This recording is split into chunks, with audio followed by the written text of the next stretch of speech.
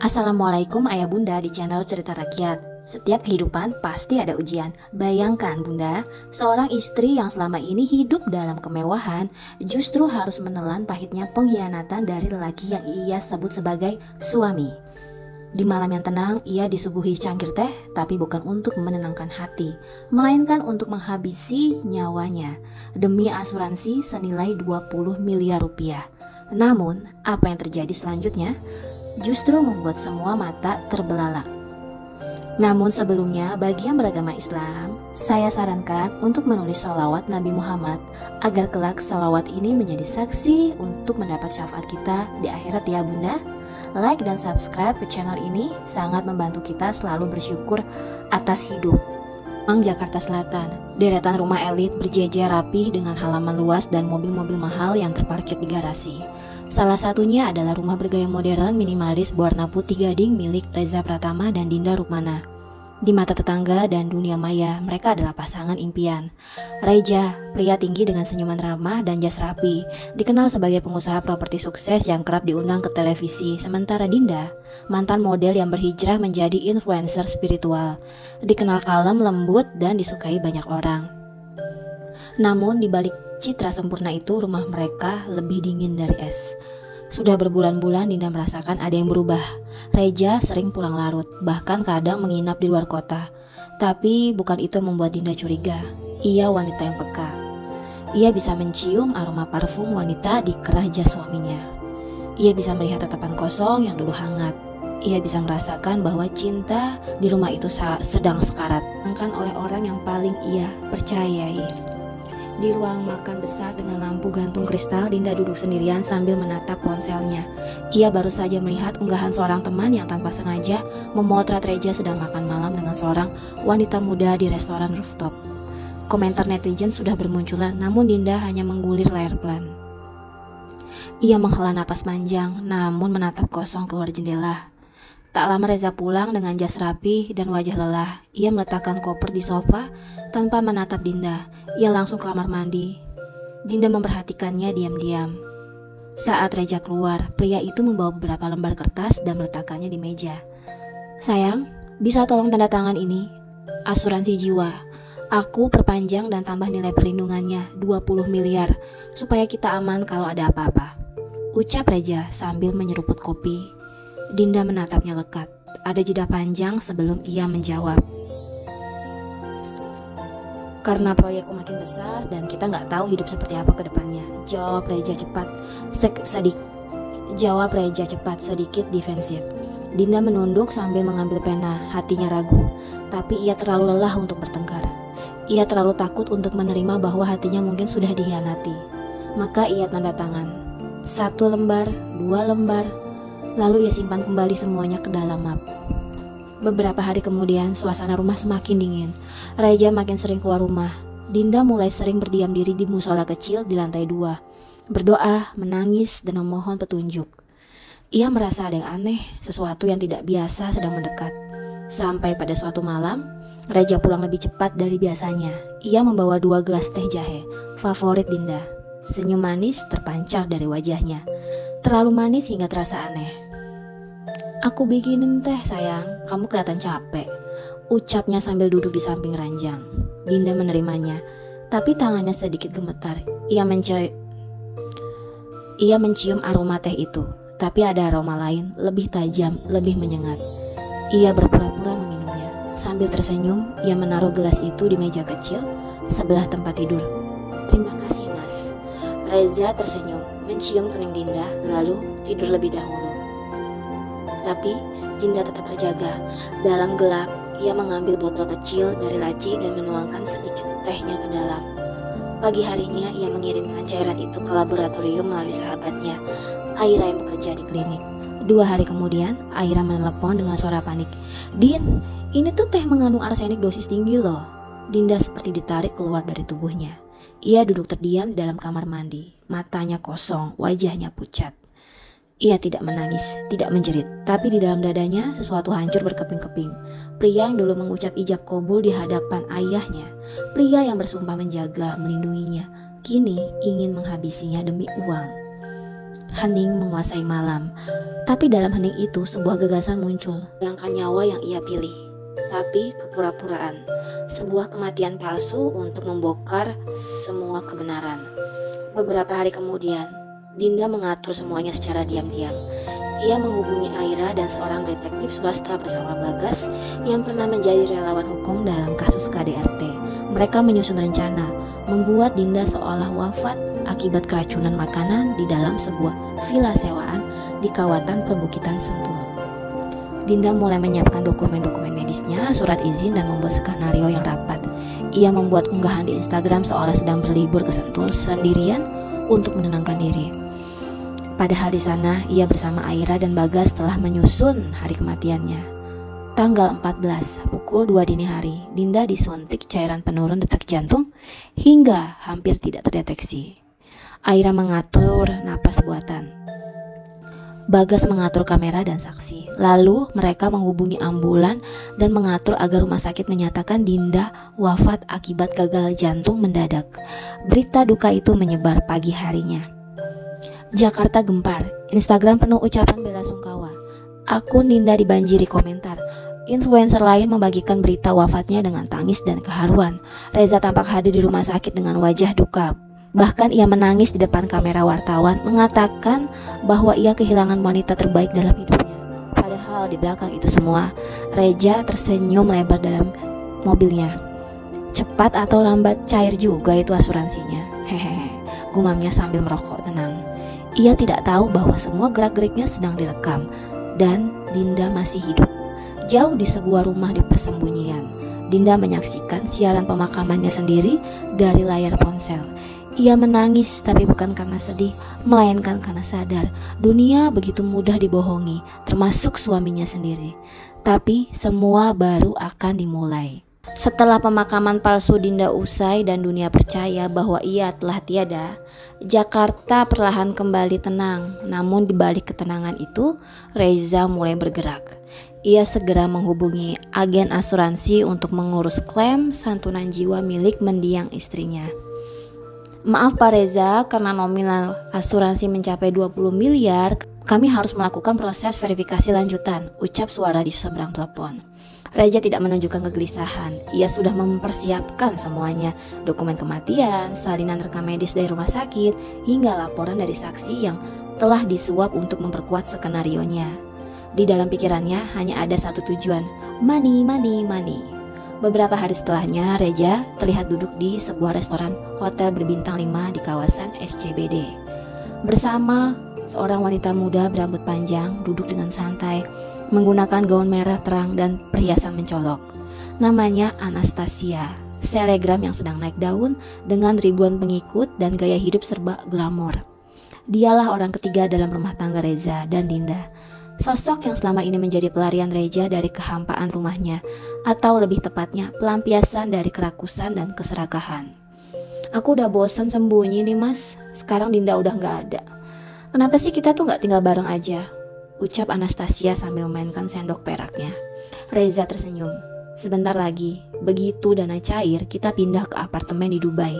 Kita hidup tenang, gak ada lagi yang ganggu. Anastasia tertawa kecil, lalu mengangkat gelas champagne-nya tinggi-tinggi. Untuk wafatnya yang membawa keberuntungan, Dinda, katanya sambil terkikik. Namun jauh dari mereka, di sebuah rumah sederhana di kaki Bukit Sentul, Dinda menyaksikan semuanya. Bagas, detektif swasta yang membantunya, telah memasang perangkat pelacak dan alat penyadap di ponsel dan kendaraan Reza sejak sebelum pemakaman.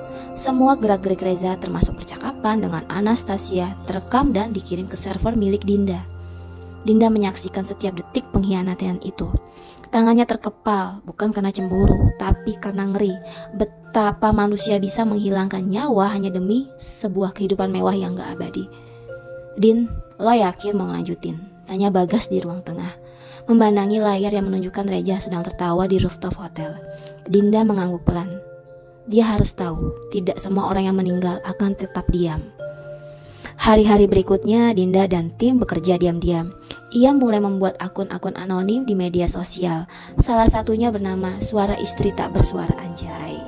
Akun ini tidak menampilkan wajah, hanya video pendek dengan teks berjalan, memperlihatkan potongan rekaman suara Reza yang sedang berbicara soal asuransi dan hubungan dengan Anastasia. Satu video viral dalam semalam. Netizen mulai bertanya-tanya, beberapa mulai mencocokkan suara Reza, bahkan ada akun yang berhasil menemukan rekaman CCTV Reza dan Anastasia masuk ke hotel 2 minggu setelah meninggalnya Dinda. Netizen terbagi dua, ada yang percaya bahwa Reza hanya move on terlalu cepat, tapi ada juga yang mencium aroma kejanggalan.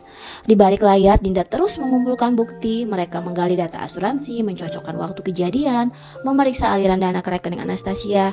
Semua mulai menunjukkan pola yang mengarah pada satu kebenaran. Reza merancang wafat istrinya. Tapi semuanya belum cukup. Dinda butuh pukulan terakhir, sesuatu yang akan membuat Reza tidak bisa lagi bersembunyi di balik senyum palsu. Suatu malam saat Reza sedang di apartemen mewah bersama Anastasia, layar televisi mereka tiba-tiba menyala sendiri di layar. Muncul wajah seorang wanita yang samar, bukan wajah hantu, tapi wajah yang sangat mereka kenal. "Selamat malam, Mas Reza."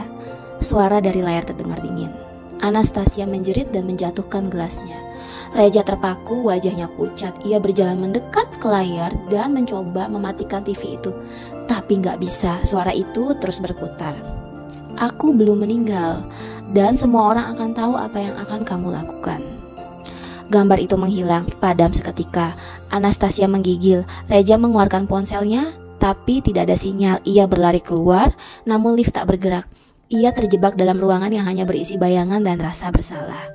Keesokan paginya Anastasia pergi tanpa pamit. Ia takut, ia merasa dibayang-bayangi oleh arwah. Ia mulai menghapus semua unggahan yang berhubungan dengan Reza. Ia bahkan mengirim pesan ke akun @suara_istri_tak_bersuara, memohon agar tidak diganggu.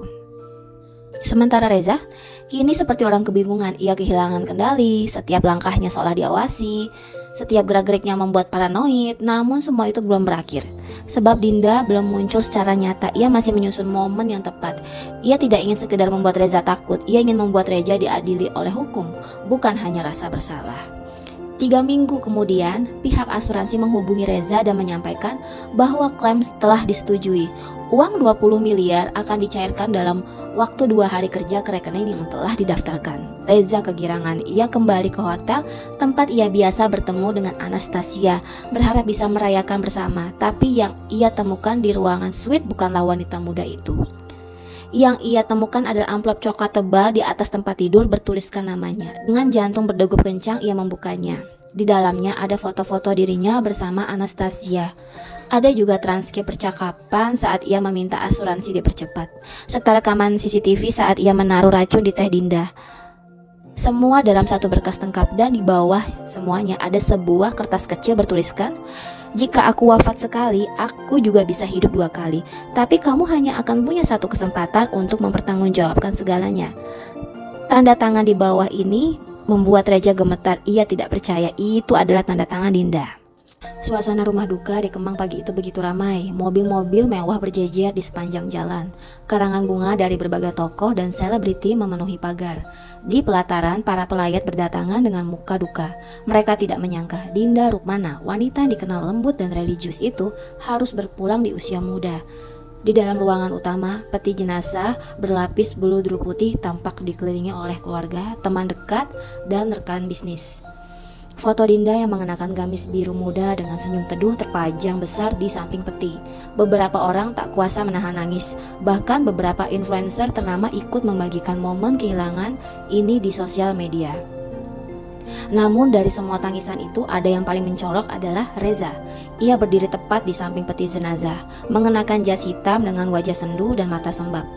Ia sesekali menyeka air matanya dengan sapu tangan putih, seolah begitu kehilangan. Beberapa pelayat yang datang bahkan ikut memeluknya, memberi semangat dan doa. "Mas Reza, kuat ya. Dinda wanita yang sangat baik. Ini pasti berat," ucap seorang wanita parubaya yang tak kuasa menahan air matanya.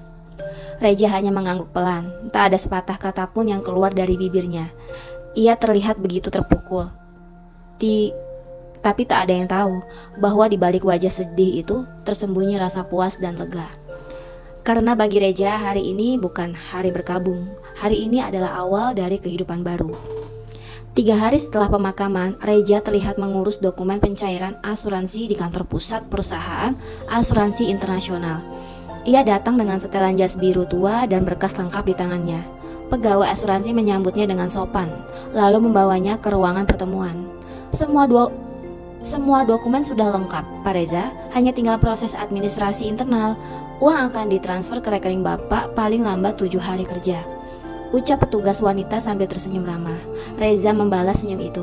Terima kasih, saya harap prosesnya berjalan lancar.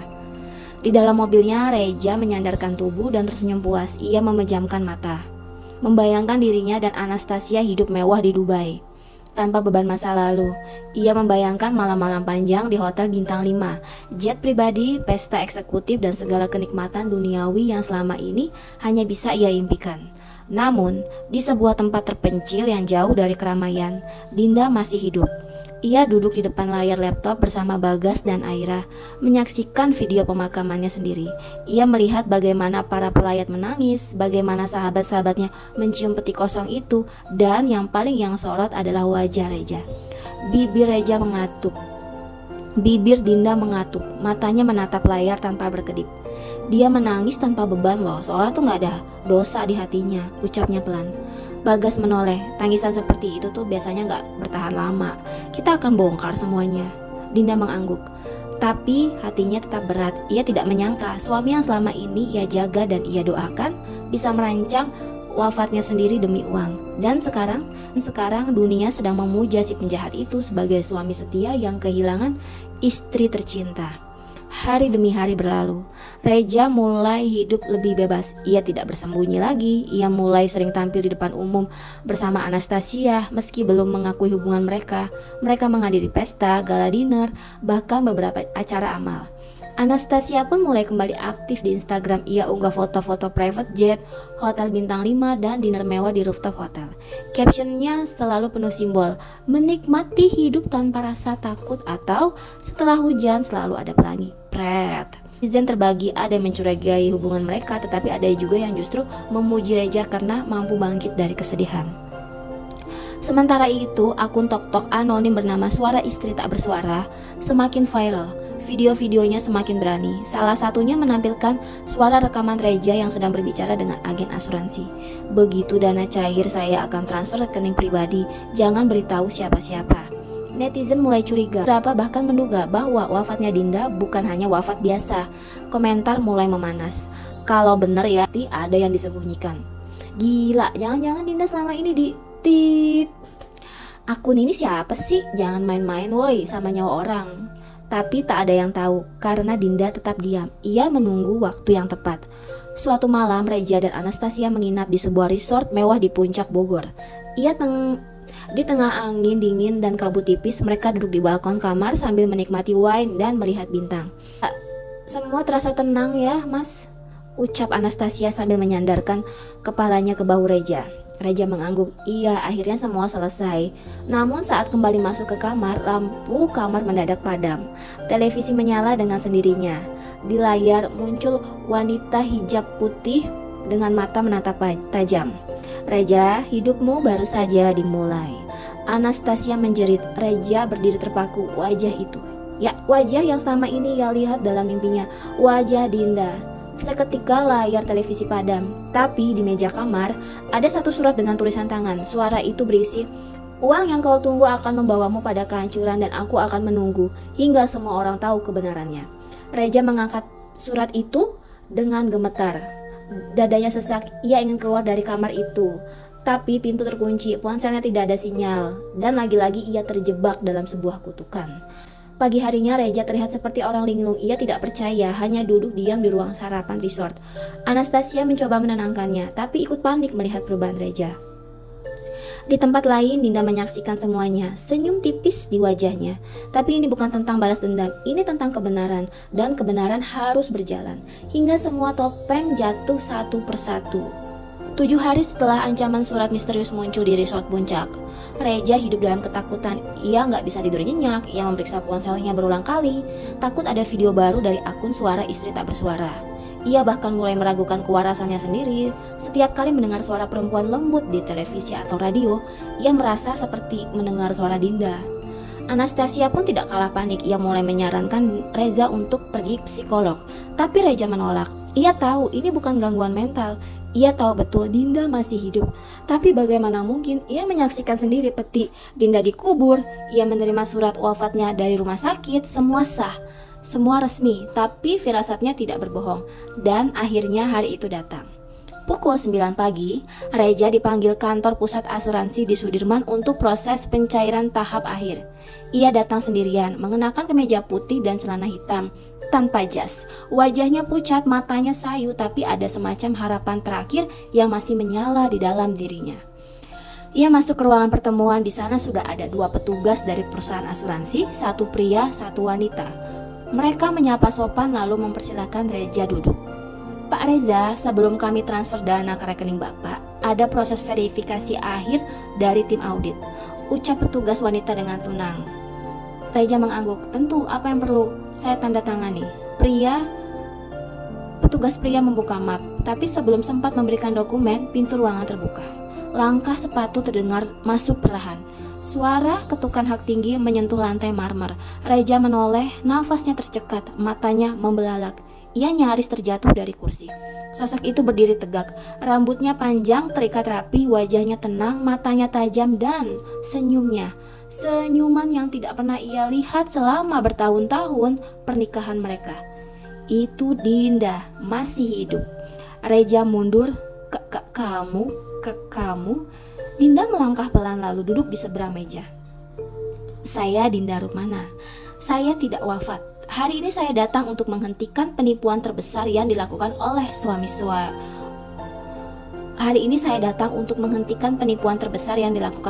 saya sendiri, ucapnya tenang. Petugas asuransi menatap Reza dengan ekspresi terkejut, tapi mereka sudah tahu semuanya. Sebelum hari ini mereka sudah menerima bukti-bukti dari Dinda, lengkap dengan suara, rekaman, dokumen, dan laboratorium racun. Pihak asuransi pun sudah berkoordinasi dengan kepolisian dan kejaksaan. Reza terduduk lemas, bibirnya bergetar. Aku nggak bener-bener pengen kamu meninggal, Dinda. Lalu untuk apa itu racun arsenik itu, Mas? Tanya Dinda tajam. Reza kicep, tidak menjawab. Keringat dingin mengalir dari pelipisnya. Ia mencoba berdiri tapi lututnya gemetar dan lemas. Saat itu pula 2 orang petugas berpakaian hitam masuk ke ruangan. Mereka menunjukkan surat penahanan. Reza Pratama, Anda ditangkap atas dugaan percobaan pembunuhan berencana, penipuan, dan pencucian uang. Suasana ruangan hening. Reza hanya bisa terisak, tidak mampu berkata apa-apa. Ia diborgol dan digiring keluar ruangan. Para karyawan kantor asuransi yang melihatnya hanya terdiam, tidak percaya. Beberapa langsung merekam momen itu. Anastasia juga tidak luput dari jeratan hukum. Ia ditangkap malam itu juga di apartemennya karena terbukti ikut menikmati hasil kejahatan. Saat ia digelandang ke mobil tahanan, wajahnya menangis dan memohon agar tidak ditahan. Tapi semuanya sudah terlambat. Seminggu setelah penangkapan, nama Dinda menjadi perbincangan publik. Media nasional menyoroti kisah dramatisnya, istri yang pura-pura wafat demi mengungkap niat jahat suami sendiri. Banyak yang memujinya sebagai wanita kuat, banyak pula yang merasa iba atas penderitaan yang ia alami.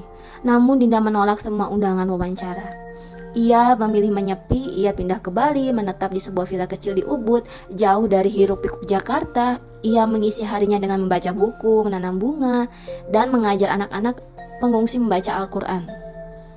Ia tidak menggunakan uang asuransi itu, bahkan ia menyerahkan seluruh hak klaim kepada negara dengan permohonan agar dana tersebut disalurkan untuk lembaga perlindungan perempuan dan anak. Ia tidak ingin hidup dari sisa-sisa dosa yang pernah mencintainya. Suatu siang yang tenang, Dinda duduk di taman belakang vilanya. Angin berhembus lembut, burung-burung berkicau. Ia menulis di atas lembar kertas surat yang akan ia kirimkan ke sebuah lembaga dakwah. Segala yang terjadi padaku bukan kutukan, bukan juga musibah. Ini adalah panggilan dari Allah agar aku bangkit dan memulai hidup yang baru. Bukan untuk membalas, tapi untuk menjadi peringatan bahwa hati manusia bisa kelam, tapi Allah selalu kirim cahaya bahkan dari kegelapan yang terdalam. 2 tahun kemudian, di sebuah penjara pinggiran di kota Bogor, seorang pria tua berambut acak-acakan duduk termenung di balik jeruji. Wajahnya kusam, kulitnya kering. Ia memandangi satu-satunya foto yang tersisa di sakunya. Foto Dinda menggunakan mukena putih. Ia adalah Reza. Ia telah menjalani masa hukumannya dan setiap malam ia dihantui oleh satu hal. Bukan rasa bersalah, bukan rasa malu, tapi rasa penyesalan yang datang terlambat. Suatu pagi seorang wanita datang mengunjunginya. Ia mengenakan baju gamis dan membawa tas berisi buku-buku agama. Petugas lapas membukakan pintu ruang tamu kunjungan. Reza mendongak, matanya melalak. Itu Dinda. Ia berdiri di hadapannya. Wajahnya bersih, senyumnya tulus, tapi matanya tidak lagi sama, kini lebih tegas, lebih dalam. Aku datang bukan untuk membuka luka, Mas, tapi untuk menutup semuanya. Reza terdiam, bibirnya gemetar, tapi Dinda hanya tersenyum, lalu menyerahkan satu kotak kecil ke meja. Isinya buku doa, Mas, dan satu surat pengampunan. Aku sudah ditandatangani, sekarang giliranmu yang bicara pada Allah. Tanpa berkata lebih banyak, Dinda berbalik dan pergi. Langkahnya ringan, ia tidak membawa dendam, hanya harapan bahwa hidupnya ke depan akan jauh dari bayang-bayang masa lalu. Sementara Reza hanya bisa terisak dalam diam, menatap pintu yang perlahan tertutup, dan di sanalah cerita ini berakhir. Oke, kesimpulannya adalah dalam hidup ujian tidak selalu datang dari musuh, kadang justru dari orang yang paling kita sayangi. Dinda mengajarkan kita bahwa ketulusan bukan berarti lemah, memaafkan bukan berarti lupa. Saat kejahatan dibalas dengan kecerdasan dan keteguhan hati, kebenaran akan menemukan jalannya sendiri. Jangan pernah gunakan cinta sebagai topeng untuk keserakahan. Jangan jadikan harta sebagai alasan untuk mencabut nyawa. Tapi setiap perbuatan akan dimintai pertanggungjawaban di akhirat. Ingatlah, Allah tidak pernah tidur. Dan siapa yang menanam kejahatan niscaya akan menuai kehancuran. Sedangkan siapa yang bersabar, Allah akan angkat derajatnya.